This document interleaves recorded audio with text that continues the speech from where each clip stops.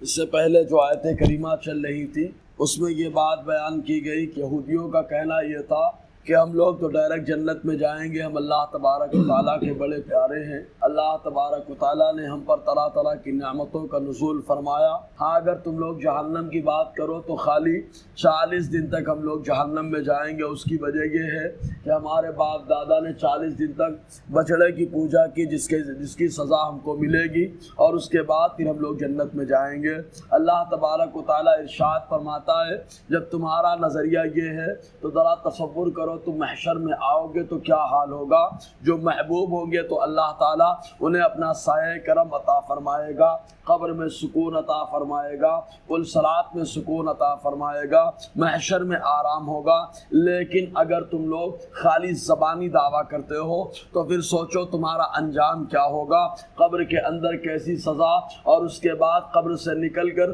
جب تم چلو گے حشر کے میدان کی طرف تو کتنی خطرناک سزا ہوگی، اور اس کے بعد پلصرات پر جو ہے کوئی گزرنا، اور پھر محشر میں آ کر کے اپنے اعمال اور اپنے کردار کا حساب دینا، یہ کتنا سخت مرحلہ ہوگا، کیونکہ اللہ تبارک و تعالیٰ اس دن سب انصاف فرمائے گا، ذرہ برابر بھی کسی کے اوپر ظلم نہ ہوگا۔ اللہ تبارک و تعالیٰ ارشاد فرماتا ہے فَكَيْفَ إِذَا جَمَعْنَاهُمْ لِيَوْمٍ لَا رَيْبَ فِيهِ، تو کیسا حال ہوگا جب ہم ان کو جمع کریں گے ایسے دن کے لیے جس دن میں کوئی شک نہیں ہے، یعنی محشر کا دن ہر حال میں واقع ہوگا، جس میں اللہ تبارک و تعالیٰ حساب و کتاب کا معاملہ فرمائے گا، جس میں اللہ تبارک و تعالیٰ ہر آدمی کو ان کے اعمال کا بدلہ عطا فرمائے گا۔ وَمَن يَعْمَلْ مِثْقَالَ ذَرَّةٍ خَيْرًا يَرَهُ کا معاملہ ہوگا کہ جس نے ذرہ برابر نیکی کی ہوگی اللہ تعالیٰ وہ بدلہ عطا فرمائے گا، اور جس نے ذرہ برابر برائی کی اس کا بھی بدلہ اسے دیا جائے گا۔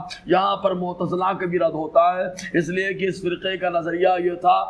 کہ حساب و کتاب نہیں ہو سکتا، میزان کا کوئی معاملہ نہیں ہے، ترازو کا کوئی معاملہ نہیں ہے، اس لیے کہ انسان کے اعمال یہ آراز ہے، الگ سے ان کو تولا نہیں جا سکتا ہے۔ لیکن اہل سنت و جماعت کا نظریہ یہ ہے کہ اعمال تولے جائیں گے بلا شبہ، کیونکہ اللہ تبارک و تعالیٰ قادر ہے۔ کبھی کبھی اللہ تبارک و تعالیٰ آراز میں بھی جو ہے جسم آراز کو جو ہے اللہ تعالیٰ مجسم کر سکتا ہے، چنانچہ اس سلسلے میں کئی حدیثیں ملتی ہیں۔ ایک حدیث عبداللہ ابن عمر رضی اللہ تعالی عنہما کی بھی ہے کہ اللہ تبارک و تعالیٰ روز محشر سارے اعمال کو جو ہے مجسم کر دے گا اور ان کو تولا جائے گا، اور کچھ لوگوں نے کہا صحیفہ اعمال تولے جائیں گے۔ بہرکیف اللہ تبارک و تعالیٰ نے انسان کو یہ طاقت دے دی ہے کہ انسان کے بدن میں جو بخار ہوتا ہے اس بخار کو ماپنے کا آلہ اللہ تبارک و تعالیٰ نے انسان کو عطا فرما دیا۔ اس آلے کے ذریعے سے ایک عارضی شے جس کو بخار کہا جاتا ہے اس کو ماپ لیا جاتا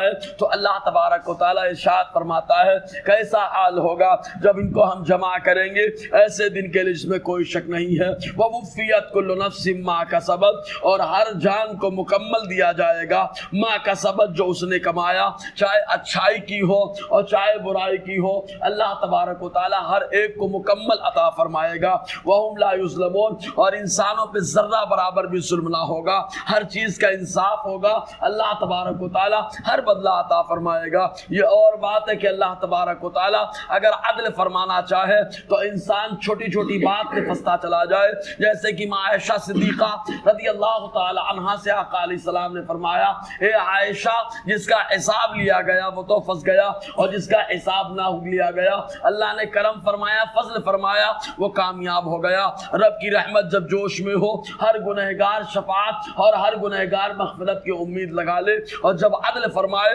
تو بڑے سے بڑا متقی پرہیزگار رب کی بارگاہ میں جانے سے خوف کھائے۔ تو اللہ تعالیٰ فرماتا ہے وَهُمْ لَا يُظْلَمُونَ، ذرہ برابر بھی ان کے اوپر ظلم نہ ہوگا۔ بہرکیف آگے کی جو آیت ہے وہ اس تعلق سے کہ اللہ تعالیٰ جسے چاہے اسے بادشاہت دے اور جس سے چاہے اللہ تعالیٰ بادشاہت کو چھین لے، انشاءاللہ اس پر روشنی رہے گی۔